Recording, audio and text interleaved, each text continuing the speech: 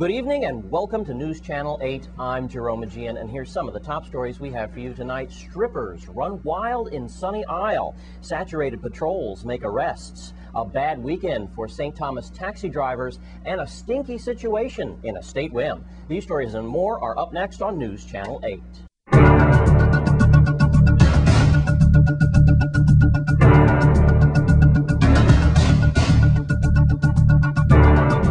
In our top story tonight, the Virgin Islands Police Department continues their saturated patrols over the weekend. News Channel 8's Wes Small has that story and the story of strippers running wild in the Sunny Isle area. Thanks a lot, Jerome. A couple of things to talk about. I want to get started with the saturated patrol. We had some interesting things. We understand that John F. Kennedy, we had possibly a weapon taken and some drugs. At least 2 individuals could have been arrested. We'll check in with Melody. Also on the saturated patrol over the weekend, we had some incidents involving the Players Club and some strippers, or should we call them exotic dancers. And this happened just after 12:30. Members of various law enforcement agencies raided the Players Club near Sunny Isle.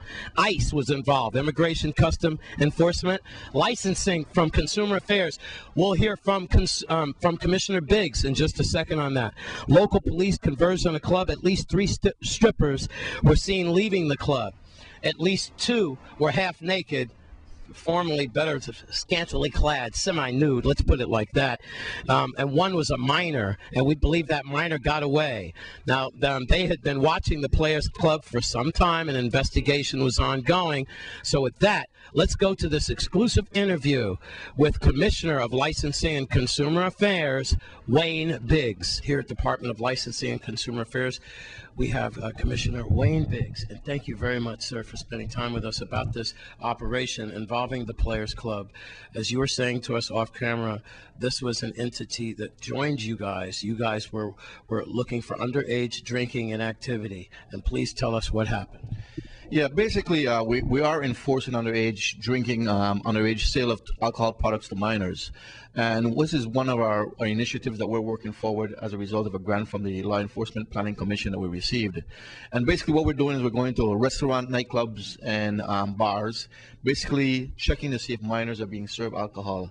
And as part of this initiative, we went into the Players Club, our law enforcement officers, and when they were in there, they noticed that several of the girls had ran out through the back door. So being law enforcement officers, they in turn followed the pursuit, figuring something was wrong.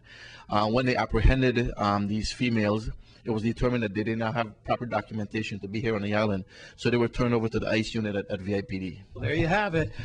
Commissioner Wayne Biggs, Licensing and Consumer. In case you're just joining us, we had an episode where we had semi-nude exotic dancers scrambling in the area of Sunny Isle, picked up near Shuama, just south. We have undisclosed reports that at least 1 minor has escaped from custody, and she is on the loose. We'll try to get with Melody and Deputy Police Chief Howell later on to keep you updated on that.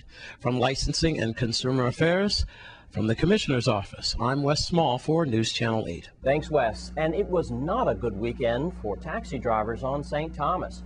1 driver had his teeth knocked out with a rock, and the other had been arrested for embezzlement. Here's Melody Raines, the Virgin Islands Police Department spokesperson, with more. Police on St. Thomas arrested Jeremiah John, age 30, around 3:30 p.m. on Thursday, October 4th, and charged him with third-degree assault for assaulting a taxi driver with a rock. Police said John was causing a disturbance on a safari in the Tutu Park Mall parking lot and was asked by the driver to get out of the vehicle. The suspect and the driver got out of the safari and began to argue. Another safari driver approached the 2 men, and John threw a stone, hitting the second driver. The stone injured the victim on his nose and mouth and knocked out his tooth. He was transported to the Roy Lester Schneider Regional Medical Center for treatment. Bail for John was set at $10,000, and he was remanded to the Bureau of Corrections pending further court action. Police on St. Thomas arrested 35-year-old Stacy LaFond around 11:55 p.m. on Thursday, November 4th, and charged him with possession of an unlicensed firearm. Police said they responded to an anonymous phone call concerning 3 suspicious males near an estate content establishment. When officers arrived on the scene, the 3 men got into a vehicle and left the area. Police made a traffic stop on the vehicle near Harwood Highway on Veterans Drive. And when police searched the vehicle, they discovered a 9mm firearm and a loaded magazine. Police said one of the occupants, who was later identified as LaFond, admitted to being the owner of the confiscated weapon. Bail for LaFond was set at $25,000, and he was remanded to the Bureau of Corrections pending further court action. Police on St. Thomas arrested Puerto Rico native Pascal Simeon Jr., age 40, and charged him with grand larceny, obtaining money under false pretense, and embezzlement. The arrest was based on a warrant issued in November by VI Superior Court Magistrate Judge Kathleen McKay. Simeon, who is a taxi operator, was arrested at about 11:50 a.m. on Thursday, November 4th, for embezzling money from a New York tourist. Insular Investigation Bureau detectives said the victim wired money to Simeon as payment for his family's vacation. However, Simeon kept the money. Police said in September and October 2009, the victim wired Simeon 2 transactions totaling $2,154. Simeon admitted to the victim that he never made the payments and instead deposited the money into his personal bank account. Simeon also signed a letter stating that he would reimburse the victim but did not. Bail for Simeon was set at $20,000, and he was remanded to the Bureau of Corrections pending further court action. And thanks to Melody Rames for that. And an open trench has caused a stinky situation in the State Whim area of St. Croix. News Channel 8's Wes Small has more. This is just horrible, Jerome. Jerome always teases me because he's stuck up in the studio. Well, partner, how about you had to be out here? It stinks very badly. Mr. Joseph has been calling Channel 8 for 2 weeks. I told him I couldn't get to him the week of the elections. We were swamped.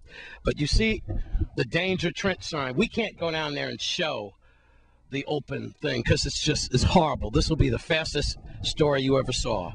It always happens when my cameraman wears his Timberlands. All right.